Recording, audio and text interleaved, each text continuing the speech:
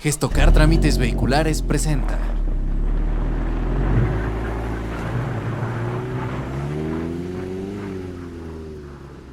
Más adelante en ¿Y tú qué? ¿Qué tal? ¿Cómo estás? Muy bien, buenos días. ¿Cuál es tu nombre completo? Luisito Ortiz Soriano. Soy alguien que a lo largo de mi vida, honestamente por estricta necesidad, me he visto involucrado en muchísimas actividades. Fui profundamente feliz. Globos, ese era mi argumento. Pero fui muy feliz. Ese es un momento de gran felicidad.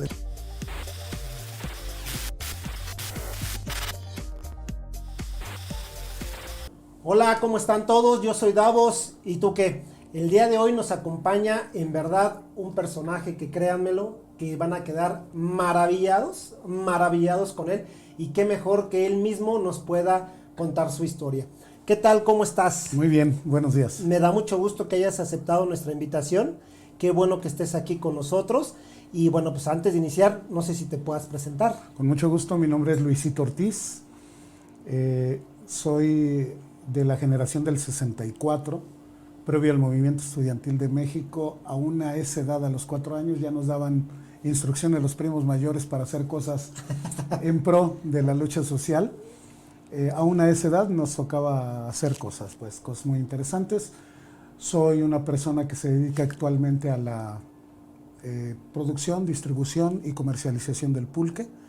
Poseo una de las pulquerías más antiguas de México, con 101 años de servicio. Wow. Tenemos una pequeña parcela en el estado de Tlaxcala, de donde extraemos el aguamiel para poder producir el pulque y distribuir, sin duda alguna, y no es comercial, el mejor pulque de la ciudad. Pues, ¿qué les puedo decir a todos? La verdad es que sabemos que vamos a tener una gran entrevista. Luisito, ¿te puedo llamar? Es mi nombre. Perfecto, Adelante. Luisito. Pues son 3 dinámicas. La verdad es que espero que te sientas muy tranquilo, muy a gusto. Te voy a hacer preguntas del chismógrafo, el clásico chismógrafo. Son 10.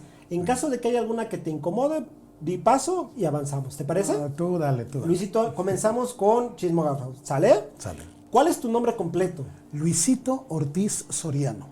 Luisito como tal es el Luisito nombre. como tal. Perfecto. ¿Cuál es tu fecha de nacimiento? 27 de febrero del 64. Wow. O sea que acabo de cumplir 59. Sí. Perfecto.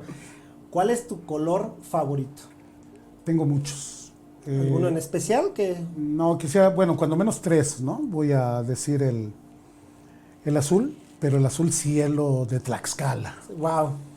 Voy a decir negro y blanco. Elegantes. El yin yang, ¿no? Los opuestos. Así es. ¿Cuál es tu día preferido del año, Luisito? El 27 de febrero, mi Totalmente. cumpleaños. ¿Qué música escuchas, Luisito? Jazz, generalmente, y clásico son mis 2 géneros favoritos. Sin embargo, por la dinámica de mi negocio, escucho todo, desde perreo, reggaetón, banda, Lo de hoy. todo lo de hoy, lo que a mucha gente le gusta, pero como que se han acostumbrado un poco a que cuando llegan al lugar y estoy empezando, hay jazz, blues, y entonces la gente como que lo empieza a pedir, entonces, pero digo, por gusto, jazz, Qué clásico, blues. Qué rico, qué rico. Oye, Luisito, ¿cuál es tu bebida favorita? El pulque. Totalmente. Totalmente. ¿De algún sabor natural? Natural. Rico. ¿Eres enojón? Sí, Mucho. mucho. ¿Casado o soltero? Soy actualmente soltero. Bien. ¿Alguna vez te has puesto alguna briaga fenomenal? Muchas veces, muchísimas ¿Alguna que veces. recuerdes que digas, es así? Es que justamente son las que no recuerdo, las mejores. Perfecto. Dime una cosa, Luisito, ¿qué opinas de Dios?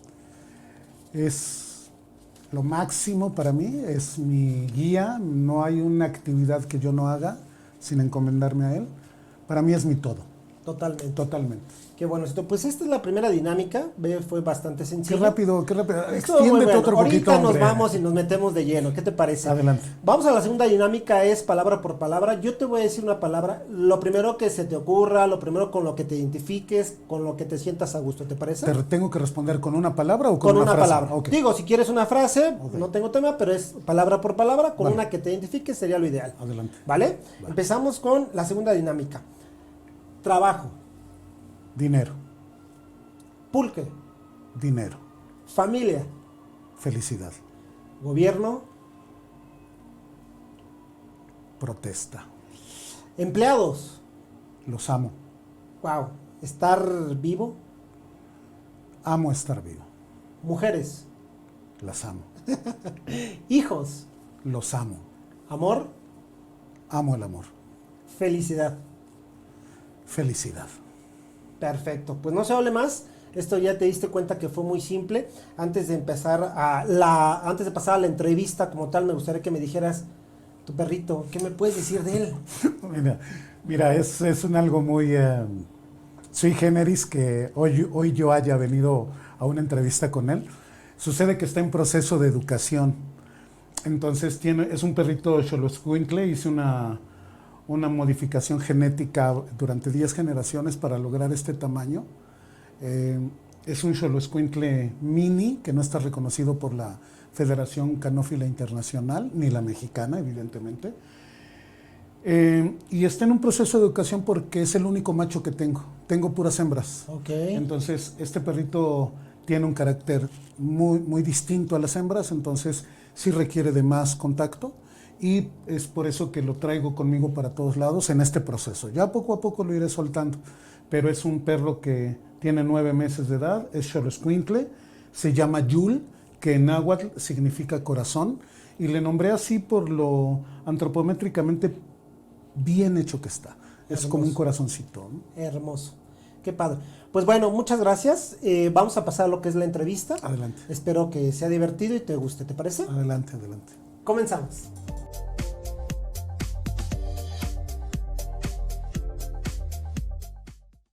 Gracias, Luisito. Dime una cosa, Luisito.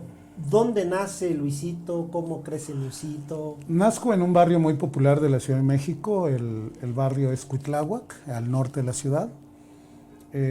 Nazco en un hospital de la Secretaría de Hacienda porque mi madre era trabajadora de ahí y entonces como una prestación les dan ese lugar para sus consultas médicas.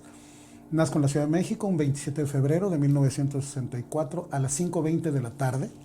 Es por eso que me cuesta mucho trabajo levantarme temprano. Soy alguien que a lo largo de mi vida, honestamente por estricta necesidad, me he visto involucrado en muchísimas actividades.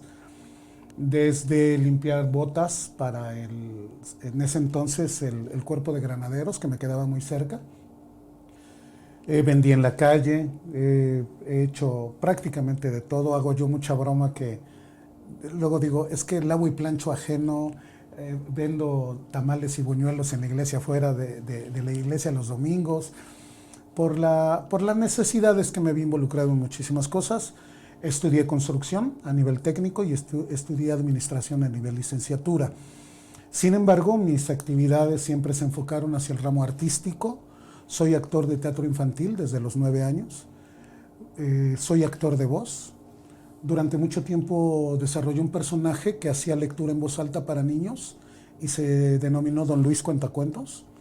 Este personaje es un personaje muy, muy conocido en el ámbito de la lectura infantil. Hice radio, hice televisión, comercial y no comercial, con ese personaje. Padrísimo. Luisito, dime algo. ¿Tienes algún recuerdo cuando eras pequeño que no lo olvides, que te haya encantado, Sí. que digas... Hay wow. uno que me haya encantado, Sí, sí, que claro. digas... Claro, estar de metiche viendo a una compañía nacional, una compañía infantil de teatro de la escuela donde yo asistía, el director Antonio Alcalá, súper reconocido a nivel nacional. Él era el director de la compañía y estando espiando en las ventanas nos íbamos recorriendo como hacia la entrada, ¿no? Hacia la puerta. Me explico, estaba la entrada en un salón de usos múltiples y unas ventanas muy largas. Entonces tú te asomabas, ibas recorriendo conforme se iban desocupando lugares hasta llegar a la puerta que era de la zona VIP. En ese momento el maestro dice, necesito un globero, tú eres un globero. Y me jala. Y de esa manera fui profundamente feliz. Globos. Ese era mi argumento. Pero fui muy feliz. Ese es un momento de gran felicidad. ¿Qué edad tenías? 9 años. 9 años. Luisito, ¿tienes algún recuerdo muy triste? Muy triste. ¿Cuál es? 28 de agosto de 1973, 4:05 de la mañana. el temblor más letal en la historia de este país. Sucedió en Río Blanco, Veracruz, Orizaba, Ciudad Mendoza, Ciudad de Cerdán, Puebla. Se acabaron las ciudades, los pueblos completos y nosotros quedamos enterrados entre los escombros. Nos sacaron vivos. Y sí, ese evento es triste. Lo más triste fue que con los amigos que yo había jugado una noche anterior al fútbol, amanecieron muertos. Wow. ¿Qué hiciste? ¿Cómo te diste cuenta que estaban muertos? ¿Qué Había, tenía 9 años y había un acto de conciencia. Y Río Blanco, Veracruz es una zona de lluvia constante, no era la excepción ese día, sobre todo que yo era un poco periodo de lluvias. Y nos pusieron en un cobertizo que formaba la casa del sacerdote, que esa no se cayó, fíjate. Y nos iban poniendo conforme nos iban sacando vivos. Y a los muertos los iban poniendo a un lado de nosotros. Entonces, ¿quién es? Pues es Goguito, un niño de 2 años, y a llorar, ¿no? ¿Y quién es? Es Lichita, una niña de 9, 10 años. ¿Quién es? Don Roque, la señora Pime. Y te podría enumerar cientos de muertos que gracias a un primo, lamentablemente ya fallecido ahora con lo del COVID, gracias a él tenía 16 años y aparte de que nos sacó a los vivos, también se encargó de sacar a los muertos para que le dieran cristiana sepultura, ¿sabes? Claro. Entonces sí había conciencia, es un proceso muy doloroso que afortunadamente logré superar en la parte del miedo, pero no del dolor, ¿no? Claro. ¿Tuviste algún mejor amigo que murió por esa situación? No era el mejor amigo, pero era un gran ser humano. Un tipo 5 años mayor que yo, Nachito, que tocaba el acordeón, que jugaba fútbol impresionante, que tenían un terreno muy cerca de donde vivíamos, en Río Blanco, Veracruz, donde se daban los mejores chinenes, que es un aguacate con mucha fibra, el mejor jinicuil, que es una vaina, haz de cuenta como un chícharo gigante, pero que por dentro tiene frutas como tipo algodoncillo, muy dulces, pomarrosas, te podría enumerar cualquier cantidad de frutas locales, que él se encargaba de darnos a los chicos, porque 4 o 5 años a esa edad, cuando tú tienes 9 y él tiene, 14 años, son muchos años, ¿no? Claro. Entonces, él se encargaba de prepararnos el café, ellos eran los ricos, digamos, del pueblo, y se encargaba su mamá de prepararnos el desayuno, porque nos íbamos 6 de la mañana al rancho, bueno, a su rancho, y regresábamos 8 de la mañana hambrientos y sedientos, y nos proporcionaban eso. Entonces, lo recuerdo a él y a esa familia con mucho cariño, sin que necesariamente fueran mis mejores amigos. ¿Por qué? Porque yo no vivía en Río Blanco, Veracruz. Yo estaba de vacaciones constantemente, o sea, casi cada 15 días. Y en esa ocasión eran las vacaciones de verano, que antes iniciaban el 1 de julio, duraban todo julio, todo agosto, y entrabas el 2 o 3 de septiembre después del informe presidencial. Okay. Entonces nos toca el 28 de agosto, o sea, pocos días para que termine el periodo vacacional. Entonces mis mejores amigos estaban en Ciudad de México, ¿no? Claro. Pero él era un gran ser humano, un gran ser humano. Wow. Luisito, ¿cómo eras con tus papás? Con mi mamá. Tuve ausencia de padre, pero siempre fui pues yo digo buen hijo. Colaboré desde muy chavo en la construcción digamos como de la parte económica de la casa. ¿Aportabas? Sí, desde los 9 años. Y formalmente a los 12, fíjate, este es un dato que me gusta mucho platicar.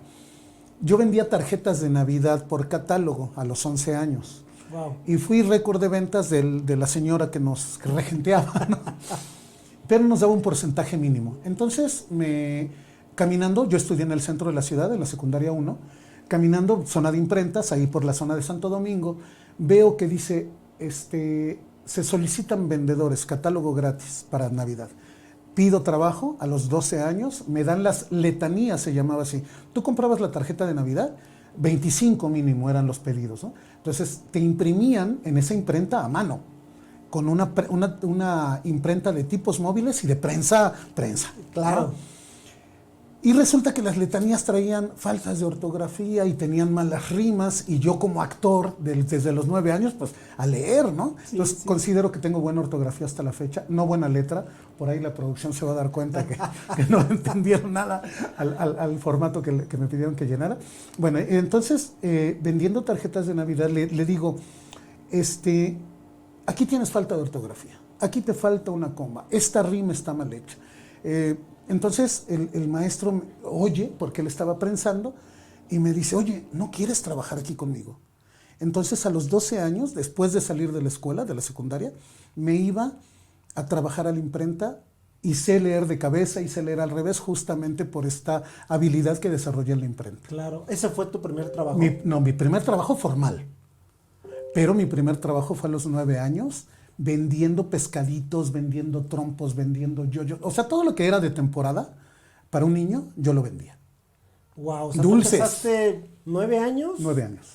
Y de los 9 años, ¿a qué edad tenías cuando empezó La Rosita? Digo, no quiero que me hables de La Rosita, pero dime. Uy, no, La ¿cuántos Rosita, años La Rosita es pasaron? un negocio también fuera de serie. Ese negocio lo inauguró mi abuelo en 1921. Ok. Es una empresa que tiene 101 años de servicio. Y yo apenas tengo 5 años ahí. Voy para el 6º año. Pero también fue fortuito, como todo lo que me ha pasado en la vida. Yo tenía 5 pulquerías en el Estado de México, pequeñitas, no vais a pensar grandes pulquerías, son cocheras de casa. Pero estaba muy contento porque distribuía mi pulquito, vendía poquito, pero vendía. Y un día, por azares de la vida, me invitan a que retome yo ese negocio que originalmente fue de mi abuelo. Ya no lo era en ese momento. El predio no lo era. Okay. Lo primero que hice fue registrar la marca, desarrollar un logotipo y registrar la marca. Y esto tiene 5 años, o sea que estamos hablando de 9 para 54, de 44 años que transcurrieron desde ese... Ya me hubiera jubilado, digo. Claro.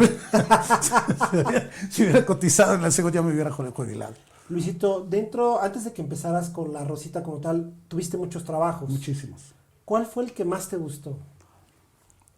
Contar historias para niños, ser storyteller. ¿Cómo fue que También empezaste? fortuito. ¿Cómo crees? Sí, yo me dediqué a la construcción antes de esto, y en una ocasión, estando construyendo en Los Cabos, caigo de sorpresa en mi casa y está mi esposa leyéndole a mi hija. En ese entonces solo tenía una hija y era mi primer matrimonio.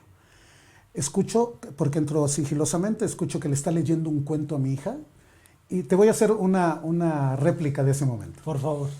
Y entonces el avechucho dijo, vaya, esto no es un cachorro, no es un cordero, es un cachorro de león. Y cuando yo escuché narrar así, dije, eso no es atractivo, ¿no?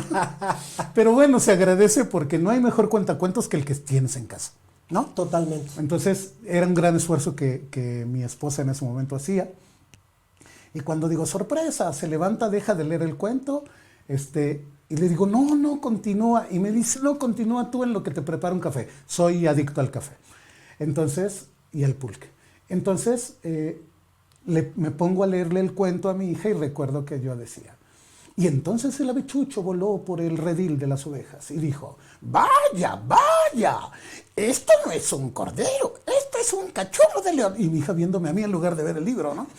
Y me pide otro, y entonces recuerdo un fragmento muy, muy chistoso de las correrías de Tino Todd, de Editorial Salvat. Era una colección interesantísima, 52 libros.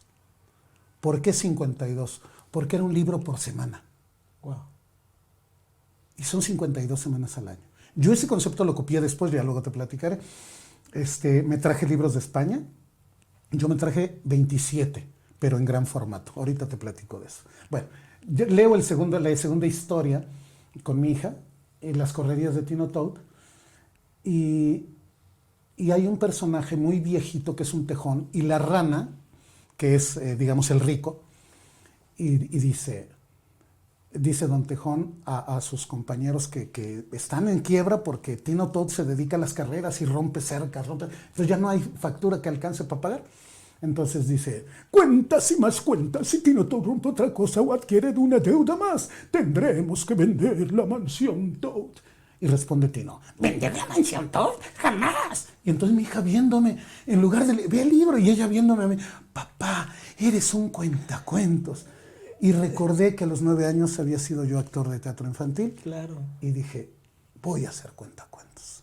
Cierro mi negocio de construcción en un edificio que tienen aquí al lado. Okay. Frontera 167. ¿Cómo crees? Aquí lo acabamos de platicar. Cuando yo llegué dije, wow, aquí fue mis inicios, ¿no? Y cerré ese negocio y me dediqué a contar historias para niños. ¿Pero cómo tocaste puertas? O No, cómo no, no. La mamá de mi hija, una mujer hipertalentosa en el área de la industria editorial, junto con su papá, me invita, bueno, yo les planteé la posibilidad de que me dejaran participar con ellos contando historias en sus conferencias para niños y vender libros infantiles. Wow. Y rompimos récord de ventas ese año en la industria editorial mexicana. Padrísimo. Luisito, ¿cuántos hijos tienes? 6. 6. ¿Y a tu bebita, la que estabas platicando? 30. Actualmente. Pero en ese entonces tenía... 3 años, 4 años quizá. Me imagino el rostro de ella al verte sorprendida. Pues de entrada la sorpresa de estar en un día que no correspondía, ¿no? De entrada. ¿Cuántas dormidas falta para que lleguen mi papá? 2 dormidas, ¿no? O sea, esa era su forma de mencionar su calendario.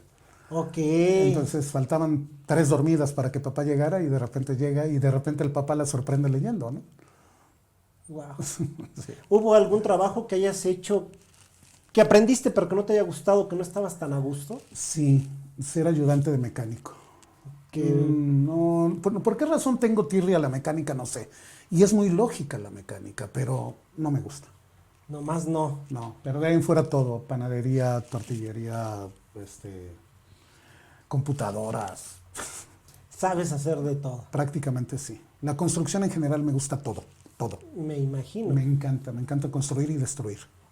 Eso está genial. Bueno, demoliciones. Sí, pues, claro, me refiero, claro, sí. claro, para poderlo hacer y... Sí, hacer una demolición no es una cosa fácil, tienes que tener mucho conocimiento técnico de la estructura, si es estructural lo que vas a hacer.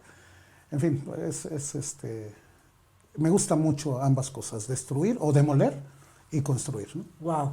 Dime, de tus hijos, los 6, ¿te llevas bien con ellos? ¿Los ves? Híjole, es un tema que quisiera pasar. Veo a 5 de los 6. Súper. Con mayor frecuencia a 3. Perdón, a 2. Pero sí quisiera brincar ese tema. Perfecto. ¿Alguno de ellos, de los 3 que con los que estás, te ayudan en la pulquería? No. Dependiente totalmente. Hay un pequeñito Emi que tiene ahora 15 años, va a cumplir 16, que hace todavía como 2 años me ayudaba, pero creció Como todos, hay que emprender. y es músico. Entonces que haga lo que quiera, bendita sea la música. Él es músico empírico. Ahorita está estudiando enfermería porque una carrera tiene que estudiar, decisión de él. Yo ya le conminé a que estudie en paralelo la carrera de música. Quiero que entre a Bellas Artes, ojalá y se nos dé. Vas a ver que sí. Sí. Vas a ver que sí. Luisito, antes de tener la Rosita, la pulquería, ¿cuál era tu último trabajo? ¿Cuál fue tu último Contar trabajo? historias. Para Ese niños. fue tu último. Sí. ¿Y por qué saliste? Hay edad límite para todo. Ok. Sí, como a mí me gusta hacerlo tete a tete con los niños, perdí un poco de paciencia, Wow. de resistencia no es que me haya vuelto intolerante, más bien es que mi paciencia de estar en un 110%, estoy en un 80%. Y en un niño lo percibe. Un niño se da cuenta de inmediato cuando está desesperando al payasito, al mago, al cuentacuentos, y se va directo a la yugular, ¿no? Entonces el día que yo sentí que me estaba desesperando, decidí dejar de hacerlo en vivo. Y lo hice en medios, nada más. Pero no es lo mismo, no es igual. Me imagino. Para contar tus cuentos, ¿te disfrazabas? No. Yo respeto mucho a los actores que lo hacen. Respeto mucho a quien saca una marioneta, a quien utiliza recursos tecnológicos. Mi recurso es un libro. Y hago voces dependiendo de la propuesta ilustrativa, ¿no? Claro. ¿Un trabajo profesional por tu voz tuviste, independiente? Sí. Trabajé directamente para una compañía transnacional. Y por mi parte, con mi personaje, fíjate, me traje libros de España, era algo que te decía hace rato que te iba a contar. Me traje una colección de 27 libros en gran formato que vendí por medios de comunicación a través de la televisión. Entonces, para poderlos vender, hacía yo un fragmento de una lectura, sin duda para enganchar al papá, para enamorar al papá, ¿no? Antes que al niño. Claro. Y daba facilidades de pago, en fin, fue un fracaso de negocio, porque en este país es más fácil vender calzones y medias para las mujeres que un libro, ¿no? Totalmente de acuerdo. Los varones prefieren comprarse el último celular de moda, comprarle a su hijo la tecnología más avanzada y no comprarle un libro, ¿no? Claro, claro. Déjame comentarte que dentro de mis redes sociales personales siempre lo he dicho que mi mejor consejo de la vida a cualquier persona es lee. Es lo que siempre les digo, el mejor consejo que yo les puedo dar a alguien en la vida es lee. Hay que leer. Eso Y no como Nuño, ¿no? Leer. Oye, Luisito, ¿hay algún cuento que te haya sido muy tuyo, que digas? Sí, hay un libro que me identifica enormemente, que es un libro de una inglesa, Becky Bloom, ilustrado por Pascal Viet, holandés. Es un libro que se llama De lobo a cuentacuentos. Es un libro que fue fracaso editorial en México. Por lo mismo que te digo, ¿no? O sea, se compraron los derechos a través de una editorial que ahora hace revistas del corazón. Pero en sus inicios esta editorial hizo una gran inversión en este libro que se llama De lobo a cuentacuentos. Y habla de cómo el hambre, esta parte primitiva, biológica, hace que un lobo vaya a una granja a quererse comer a unos animales, pero se encuentra con que son animales que están leyendo. Okay. Entonces, los que no leen corren por su vida, pero estos que están en paz. Te voy a decir un fragmento, ¿vale? Por favor. Después de muchos días ahí hago mi voz de actor, ¿no? Muy bueno, muy Dice, bueno. después de muchos días de caminar, el lobo llegó a un tranquilo pero aburrido pueblo. Estaba cansado y hambriento, le dolían los pies y solo tenía el poco dinero que guardaba para las emergencias. Entonces recordó, hay una granja en las afueras del pueblo. Ahí encontraré algo de comer. ¡Oh, oh, oh, oh, oh, oh! Cuando llegó a la orilla de la granja, se asomó y vio a un cerdo, a un pato y a una vaca que leían al sol. De seguro el hambre me hace ver visiones, pensó el lobo. Era la primera vez que veía cerdos, patos y vacas leyendo libros. Sin embargo, como estaba hambriento, no lo pensó mucho. Aspiró profundo, se alzó tan alto como pudo y se lanzó sobre los animales con un gruñido. ¡Ah! Los pollos y los conejos corrieron por su vida, pero el pato, el cerdo y la vaca ni se movieron.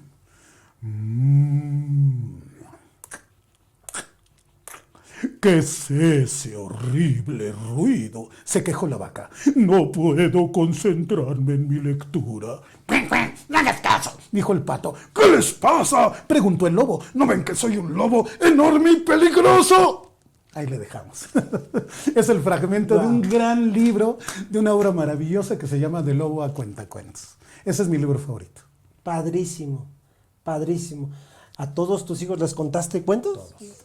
Wow. A todos. ¿Qué opinas de las redes sociales actualmente que pueden influir, ya sea para bien o para mal? Y que en este caso es triste ver a los pequeños con su celular y con sus redes sociales. Sí, fíjate que es innegable el uso indiscriminado y necesario, ¿no?, de las redes sociales.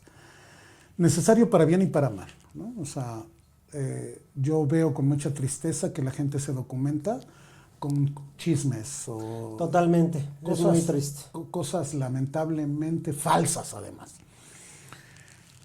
Sin embargo, también es una herramienta, y esto es algo que he venido pensando de unos 15 días para acá, es una herramienta que pudiéramos utilizar, por ejemplo, para el fomento de la lectura. Claro.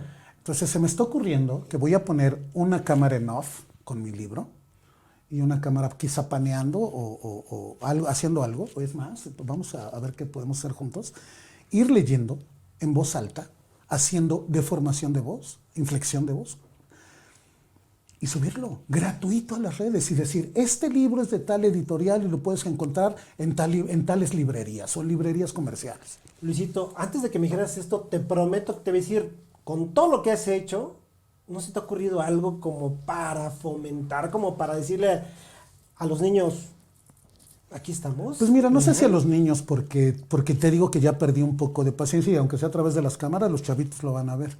Pero sí dirigido al padre, ¿no? El padre generalmente culpa al sistema educativo nacional de la ausencia de lectura en casa. Pero la antigua líder del magisterio, doña Elvester, no tiene la culpa de todo, ¿eh? Claro. Los padres tenemos la obligación de pregonar con el ejemplo. Entonces, ¿cómo quieres que tu hijo no fume si tú fumas? ¿Cómo quieres que tu hijo no beba si tú bebes? ¿Cómo no quieres que tu hijo sea irresponsable si tú lo eres? Bueno, vamos a actuar a la inversa, ¿no? Seamos padres lectores para que nuestros hijos sean lectores. Entonces, es algo que sí lo traigo en mente. Te digo, no tiene mucho, lo estoy pensando de hace poquito para acá. Como para el poco tiempo que me queda libre, que casi no me alcanzan las horas, dedicarle un poquito, 1 hora, 2 horas a leer en voz alta y grabarlo. Me sigues ganando. Te iba a preguntar, ¿tienes tiempo? Me sigues ganando, ¿eh? Pues mira, tengo un grave problema de insomnio. Duermo de 2 a 3 horas al día.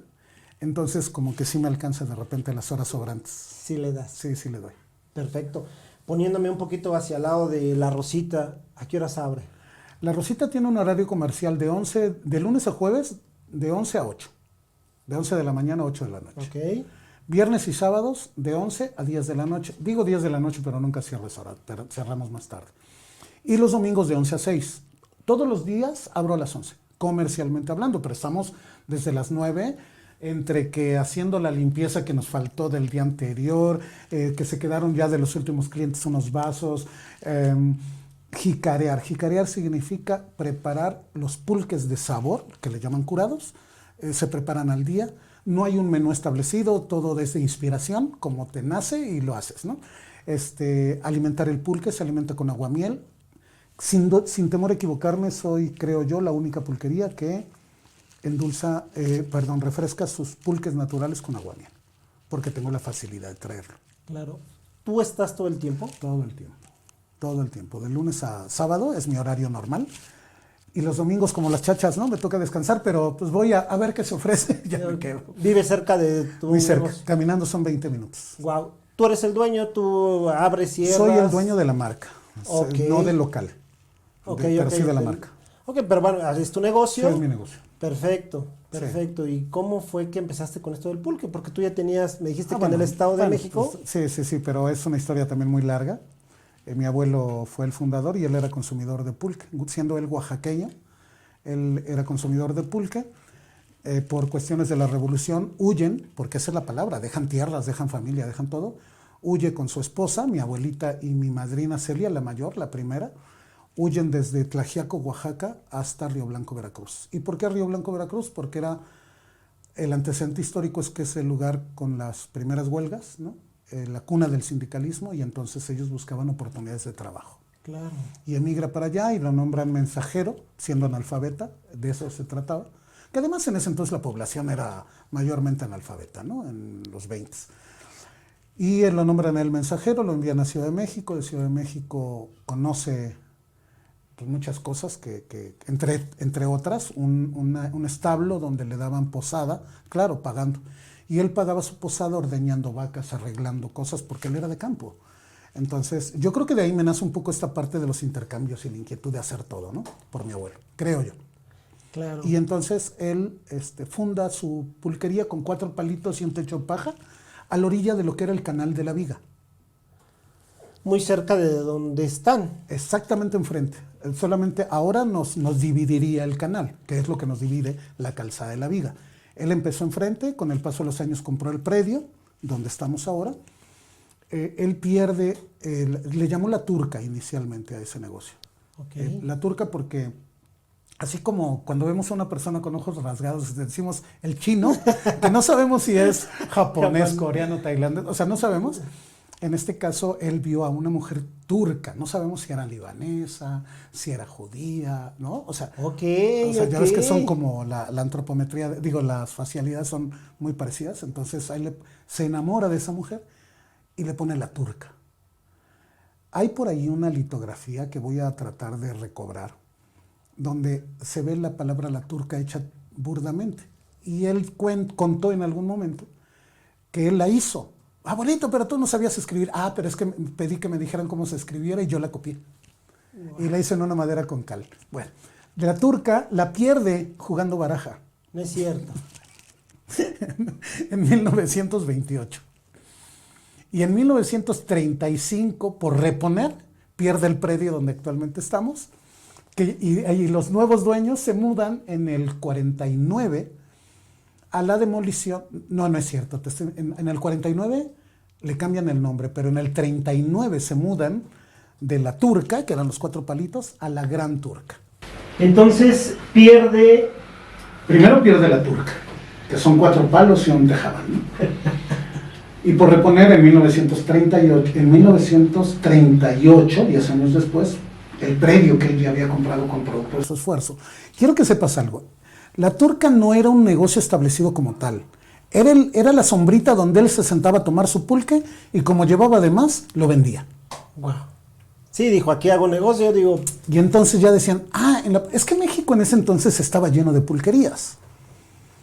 Entre una de las tantas que había estaban Los Hombres Sin Miedo, que a la fecha existe, ¿sí? Sobre Calzada de la Viga, a la altura de Santa Anita. Santa Anita ahí hacía una bifurcación para continuar lo que sería hoy el Congreso de la Unión, hacia Peralvillo, y la otra es en La Viga y terminaba en Fray Servando. Y ahí en Fray Servando le llamaban el astillero, porque era donde reparaban las lanchitas, todas las trajineras, ¿no? Entonces, ahí, digamos como que unos metros antes del astillero estaba la pulquería de mi abuelo. Entonces tenía mucho éxito porque todos los trajineros, todas las personas que llegaban a la zona de la Merced, pues ahí paraban. Entonces pasaba necesariamente porque estaba él al pie del canal, viendo el agüita, echándose su pulquito, y pues en algún momento hasta vendiéndolo. Claro. Bueno, déjame regresar a la parte de la gran turca. La turca la pierde y entonces, por reponer, juega el predio contra la turca para recuperarlo y pierde el predio. Entonces los nuevos dueños se mudan y le llaman la Gran Turca porque es un local muy grande. Ya es de 88 metros cuadrados, que para ese entonces el estándar de los predios eran de 500, 600 metros. Pero bueno, considerando que eran 4 palitos de 2x2, bueno, pues aquí ya era un gran predio. Entonces le llaman la Gran Turca, los nuevos dueños, porque el nombre ya era afamado. Claro, y dijeron, de aquí nos agarramos y nos vamos. Sí.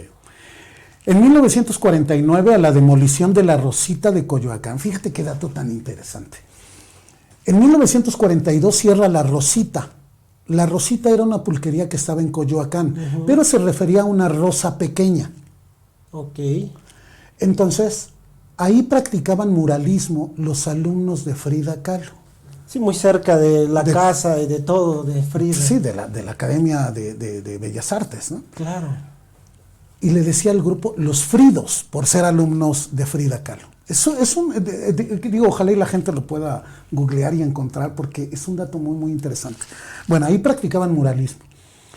Cierran la pulquería y esta parte la desconozco, pero la demuelen. Y en 1949 los nuevos dueños, quienes eran ya compadres de mi abuelito, quien iba y venía a Veracruz, a Río Blanco, seguía siendo mensajero, pero ya sabía leer, porque la revolución les da como consecuencia alfabetización, y principalmente a los sindicalizados. Okay. Entonces él aprende a leer, y entonces empieza a tener una doble vida, ¿no? Tiene familia aquí, familia en Veracruz, y entonces estaba por periodos largos de tiempo. El dueño, digamos, como que el último dueño, al enterarse de la historia de mi abuelo, se hace su compadre y le regala 60 hectáreas en Anacamilpa, Tlaxcala. 60 hectáreas, de las cuales conservamos 6. Ok. 54, ¿dónde crees que quedaron? En el juego de baraja. No de es mi abuela. cierto. También. Y no se perdieron porque se las regaló a su hermana. Ok. Dijo antes de que. No, él cuando supo, vente. Y ella vivía en Tlaxcala. Entonces le dijo, mira, tenemos esta parcelita, siempre decía así, es mi parcela, 60 hectáreas. ¿No? Entonces le regala 6 hectáreas y ella se desposa con un tlaxcalteca. Entonces, mi abuelo ahí puso tinacal. Ya no vendía pulque, él ya no tenía pulquería. Si pone un tinacal, ¿qué es un tinacal? Donde se produce el pulque. Ok. Entonces, con una capacidad en ese entonces, que actualmente es lo que tenemos, 3,000 litros a la semana de pulque. Llegaba a Ciudad de México y antes de descargarlo en el tren ya estaba vendido, porque cerraba trato en el tren. Buen negociante. Sí, Decía de aquí. sí. Te digo, yo creo que en parte lo heredé, ¿no? Bueno, y pasan los años. Bueno, la rosita de nosotros es en honor a Santa Rosa de Lima, la Virgen peruana. ¿Por qué? No sé.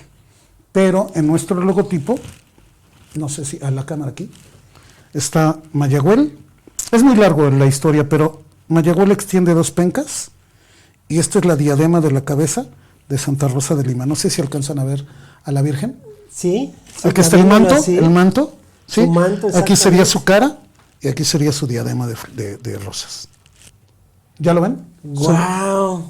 Es que quise hacerlo así subliminal porque los jóvenes ahora no creen en Dios. Y como me hiciste la pregunta al básico, ¿Dios qué significa para ti? Todo.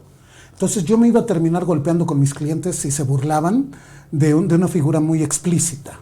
Así es. Entonces lo hice de esta manera para que quedara implícito en el logotipo.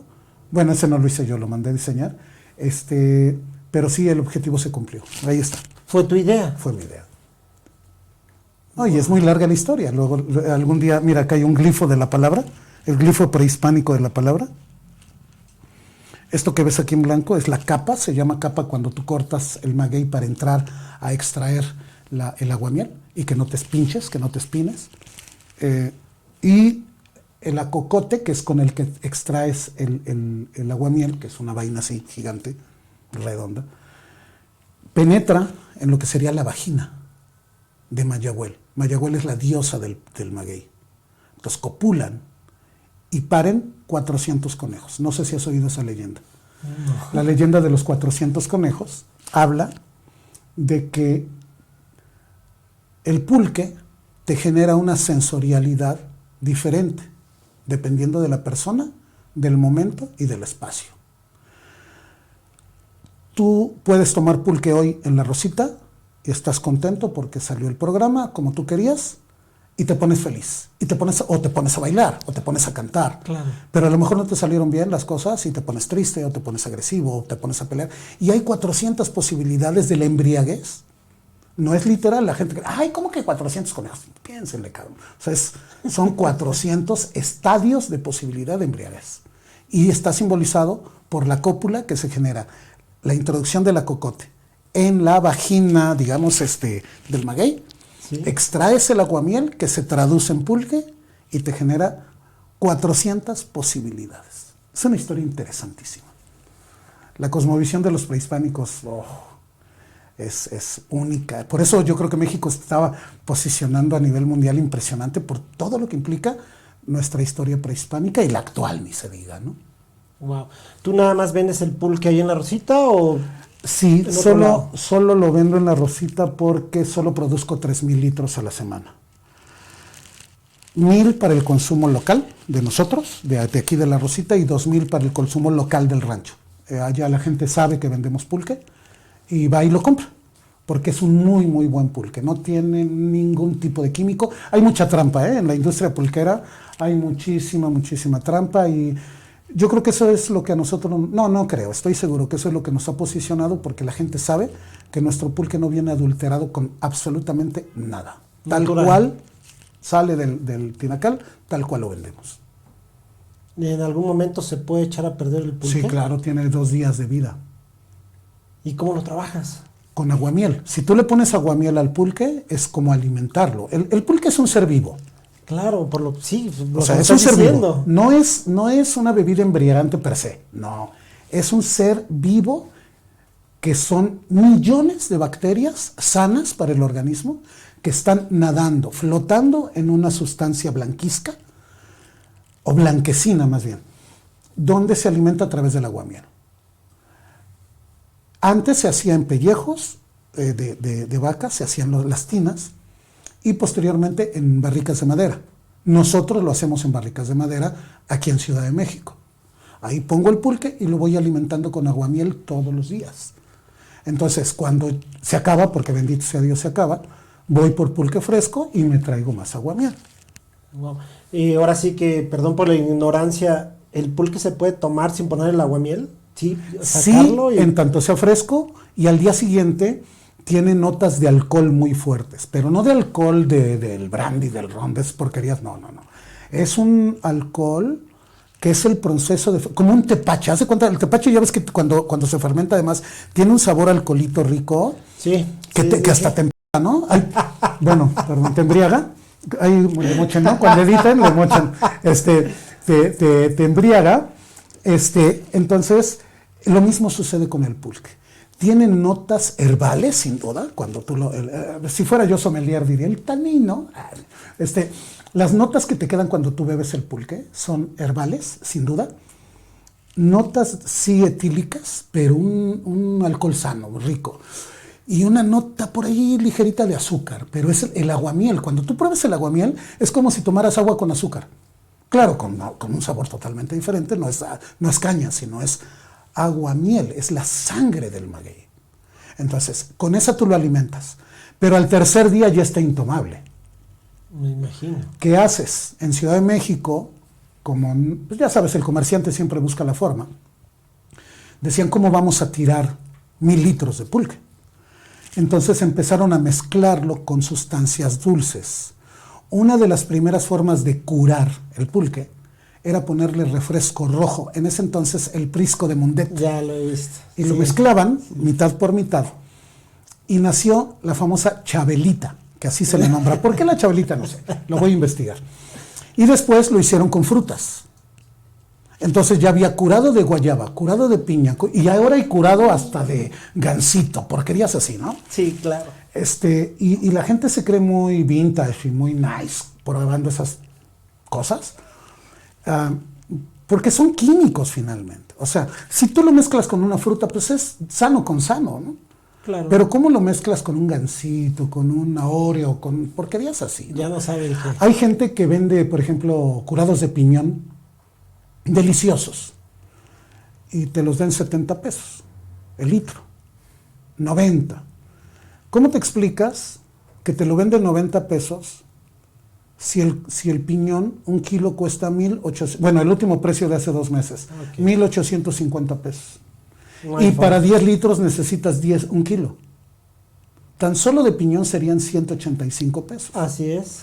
Olvídate del costo de transportación del pulque, más el azúcar, más todo lo que se le agrega. Porque el curado lleva, dependiendo del jicarero, Preparado. cada quien tiene sus recetas, ¿no? Pues no lleva nada más piñón, lleva otras cosas que no voy a revelar. ¿Y cómo te explicas? Utilizan esencias.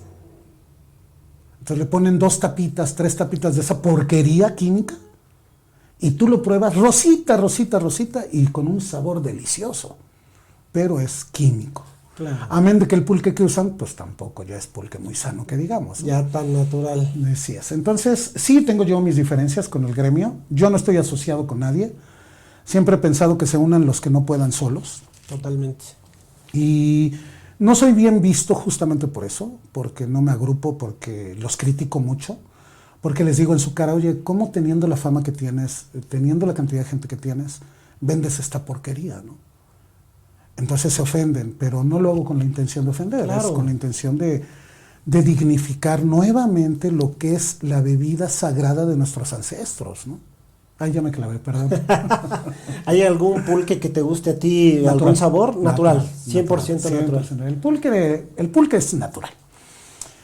En curados no me gusta ninguno, aunque yo los prepare, y no es que no me guste por sabor, no me gusta porque lleva azúcar, y yo soy diabético. Y mi diabetes me la controlo con pulque. Rico. Sí. Qué bien, Sí. qué bien, qué bien. Medicina sana y sabrosa. Qué rico. Luisito, dime una cosa, ya que estamos aquí hablando un poquito más en confianza. ¿Desde qué edad te consideras que eres feliz? Desde que nací. Eres... Desde que nací me reconozco profunda y absolutamente feliz. Tuve una madre que se encargó de ello, que se encargó de... ¿Qué te puedo decir? Se encargó de hacernos sentir, punto número uno, que no había carencias económicas en casa. ¿Cómo le hizo? No sé. Wow. No teníamos ni para comer, pero ella se encargó de hacernos sentir que pertenecíamos y que teníamos derecho a todo. Acceso a los... Ella le gusta la música clásica, de ahí mi gusto. Y ella nos llevaba a los conciertos tanto de Sala Chopin como de Bellas Artes, a oír música clásica. Porque ella era trabajadora de la Secretaría de Hacienda y le regalaban los boletos. Claro, claro. Entonces, de repente le regalaban 2 y éramos 3. Entonces, con su amiguita, oye, pide tus boletos, ¿no? Qué padre. Y de repente hasta algún primito llevábamos, que se dormía, ¿verdad? El primo, pero bueno, de alguna manera algo se le ha de haber quedado. Y entonces teníamos acceso, por ejemplo, yo fui campeón nacional de tenis. Los 9 años para mí es muy, muy interesante porque suceden muchas cosas en mi vida. Fui campeón nacional de tenis a nivel nacional. Fui campeón nacional de tenis a los 9 años, ganándole al Club Deportivo Israelita, al Club Alemán, que son potencia en tenis. Y un chavito que tenía una raqueta que le prestaba el maestro, que le faltaba una cuerda, ¿no? Entonces, fui muy feliz, nunca tuve límites de nada. A los 9 años me hago consciente de que soy lector. Yo ya leía, pero no era como un hábito, ¿me entiendes? Mi mamá, teniendo un solo libro, nos los leía todos los días de manera diferente. Todos los días. Entonces, creativa, hacía concursos de canto ahí en la casa. A ver, vamos a hacer una obra de teatro. O sea, una mujer que no tenía más que el 3er año de primaria, pero con una inteligencia brutal. Entonces, sí me reconozco feliz desde que nací. No encuentro. Quizá un momento álgido y triste fue cuando hice conciencia de la ausencia del papá, ¿no? Okay, claro. Pero fue un momentito, o sea, mi madre se encargó de respeta lo que es tu padre, no hables mal que es tu padre, ¿no? O sea, y él venía ahí cada vez, de vez en cuando, 1 vez, 2 veces al año, a visitarnos, y me generaba felicidad también verlo, ¿no? Entonces, el teatro me generó una enorme felicidad, tocar piano me generó una enorme felicidad, todas las actividades estéticas siempre me gustaron. Y la escuela, siendo un alumno, perdóname la chocantería, pero un alumno de excelencia académica, siempre tuve que el primer lugar, que la famosa Ruta Hidalgo y todas esas cosas que enorgullecen y envilecen a los papás. Yo las tenía per se, ¿no? O sea, porque había que hacerlo, ¿no? Nunca me costó trabajo, pero no me generaba tanta felicidad como las actividades extraescolares. Claro, claro. Luisito, ¿tu mami vive? Sí, bendito sea Dios, ya está muy viejita. Déjame presumirte. Por favor. Fue campeona nacional durante 36 años en el Club de la Senectud de México, país, y campeonó durante 36 años subiéndose al podio en primero y cuando mal le iba y se enojaba en segundo lugar. 800 metros de caminata y 800 metros de carrera. Amén de básquetbol, cachibol, que es una actividad que se organiza atinadamente por las autoridades de los institutos de la Senectud. Organizan juegos, digamos, olímpicos, le llaman. Y mi madre siempre trajo sus medallas y sus trofeos. Tenemos un salón para ella, una bodeguita que tenemos ahí en Jardín Balbuena, donde están exhibidos todas sus fotografías, trofeos, medallas, a manera de homenaje. Lamentablemente, poquito antes de la pandemia, 1 año antes de la pandemia, se nos cayó, se fracturó, regresó a competir, campeonó con jóvenes, dice ella, me tocó con jóvenes de 80 años, ¿no? De menos de 80, hasta 79, porque ella era de 80 a 85. Y volvió a campeonar y se despidió porque estaba convaleciente de su fractura. Yendo a visitar a mi hermana, se cayó en la calle, se pegó, se lastimó cervicales y hoy está postrada lamentablemente en un sillón, pero con una lucidez impresionante, ¿no? Sería fantástico que nos dieran la oportunidad de estar ahí con ella. Ah, Sería uy, genial. o sea, Ojalá lloraría y de se puede emoción. dar la oportunidad. Lloraría de emoción. Fíjate, te voy a platicar una anécdota. Me ve llegar con la barba y me dice, ¿quién te dijo que te veías bien con esa barba? Deberías de rasurar. Yo cuando me dio lata dije, bendito sea Dios, mira cómo vienes vestido, mero albañil pareces. Y esta muchacha tan bonita, ¿usted por qué le hace caso a este muchacho? Mire nomás cómo viene vestido. Entonces yo digo, mientras me dé lata mi jefa quiere decir que está bien, ¿no? Genial. No se mueve del sillón al baño, es chismosa de la ventana, ¿no? O sea, se asoma a ver quién pasa y saluda desde la ventana. Pero no puede más, o sea, para bajar las escaleras es un lío. Es complicado. Pero bueno, tiene lucidez mental todavía, te platica lo mismo 8 veces al día. Es genial, mi madre es genial, la tengo en vida y la estoy aprovechando al máximo. Sería ¿no sabes? genial, un placer para nosotros, un honor estar ahí. Luisito, estamos a punto de terminar. Te quiero hacer una pregunta. Y bueno, nos comentaste también una frase, también vamos a pasar con esa frase. Ah, sí. Pero antes de esta frase me gustaría hacer una simulación. Tenemos aquí un cuadro donde tú puedes ver a través del tiempo, donde tú puedes ver a las personas, puedes ver. Ahorita a tu edad, que te encontraras con Nachito, ¿qué le dirías? ¿Con quién? Nachito. A Nacho, mi amigo de Río Blanco, Veracruz. Así es. ¿Qué le dirías? ¿Qué? Mira, le diría muchas cosas. De entrada, le diría que le agradezco enormemente las enseñanzas indirectas. Me considero una buena persona. No, cometo muchos errores como todos, pero nunca con la voluntad de fallar. Siempre hay una buena intención en mis actos y si me equivoco, bueno, pues ya ni modo, ¿no? Editen, por favor. Me muevo siempre bajo este esquema, ¿no? De hacer las cosas en pro de. Entonces, él lo hacía como una manera de vida, él y su familia. Y esas son enseñanzas que se te quedan en las venas, ¿sabes? Eso sería lo primero que le diría, que gracias por el ejemplo de ser humano. Gracias por la influencia que tuvo como músico, porque él tocaba el acordeón a escondidas. No le gustaba le daba vergüenza y lo tocaba maravillosamente. Un Hohner, doble caja. Y yo lo oía imagínate a través de las paredes de adobe de ese pueblo, doble pared, una línea de separación de 15 centímetros entre casa y casa. Ahí ya estoy llorando, perdón. Y yo escuchaba la música y yo era muy feliz. Y yo creo que en parte, amén del talento que uno pueda tener, la influencia, ¿no? La influencia de alguien. Entonces, él creo que influyó grandemente para que yo empezara a tocar piano. Le diría también que nunca en la vida he vuelto a probar, híjole, sí se los voy a robar, gracias, que nunca en la vida he vuelto a probar jinicuiles tan ricos que no me gustaban, pero eran dados con tal corazón, con tal amor por este compa, que me sabían ricos.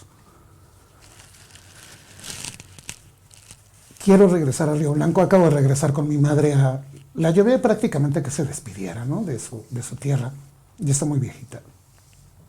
No reconoció el pueblo, porque después del temblor pues todo cambió, ¿no? Claro. Imagínate años de distancia, de no ir y de repente volver a regresar. ¿Dónde estamos? Estamos en la casa de tus papás. No, esta no es. ¿Y ahora dónde estamos? ¿En la casa de tu hermana? No. ¿Por qué me movieron los muebles? O sea, no ajustaba a entender. Entonces, como que no hubo oportunidad de llevarla al terreno del abuelo, a piscar café, por ejemplo, ¿no? No hubo oportunidad de sacar un chinene, que tanto me gustan. Y creo que sería una promesa que yo le haría a Nacho. Le diría que voy a regresar a comer todo lo que nos compartía. Genial. Así va a ser. Así va a ser. Perdón, perdón. No, listo. Muchas Soy gracias sensible. por compartirnos esto. Ya para terminar, Luisito, Ah, qué chido. nos diste aquí una frase: cumplamos con la sagrada obligación de ser felices. Sí. ¿Qué significa para ti esto? Mira, de entrada la frase es de Chava Flores, es una cita textual. Chava Flores, el cronista urbano de la Ciudad de México, nos hizo y nos sigue haciendo enormemente felices a muchos que lo escuchamos por lo simpático de su obra, ¿no? La descripción de un evento tan clásico como es un bautizo, una boda, la pulquería. Siempre tiene él notas literarias de humor.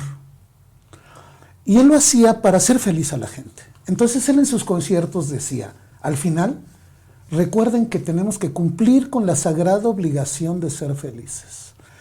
Yo cuando lo escuché por primera vez, habré estado muy chavillo, 12, 13 años, me lo grabé en el corazón.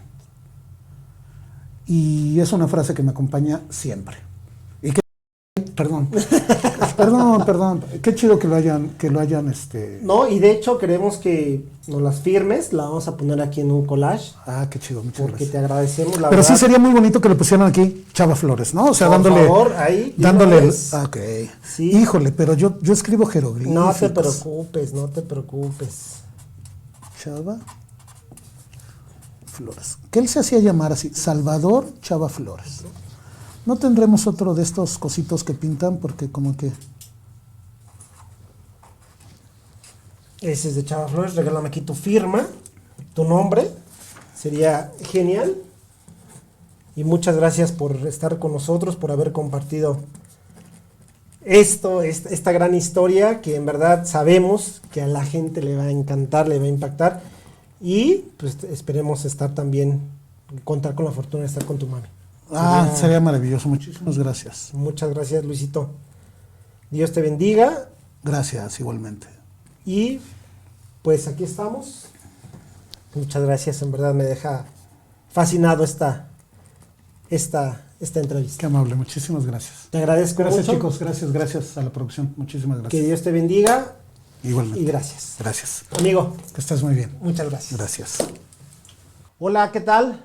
¿Cómo les pareció esta magnífica entrevista?